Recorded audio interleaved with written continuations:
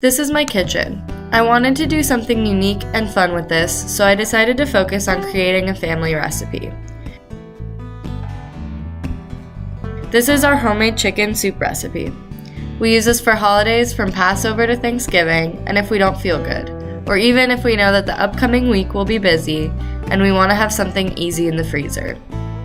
Everyone in my family who cooks this soup makes it a little bit different than the other.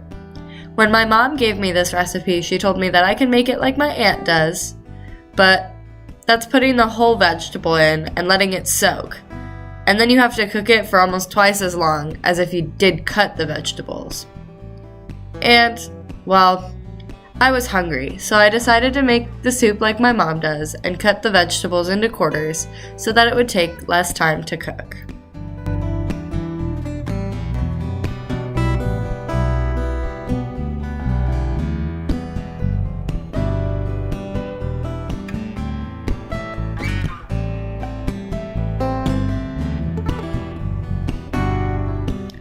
Growing up, whenever it was cold out in fall or winter, I always would remember coming home from school to the whole house smelling like this chicken soup, and I would always have seconds, or even thirds.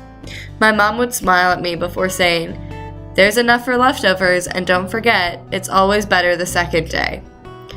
And I would just get so excited.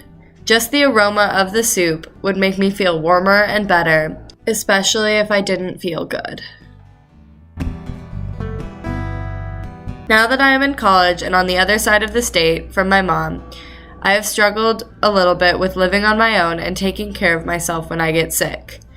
Now that I have this recipe, it lets me bring a little bit of home and my mom to Pullman with me.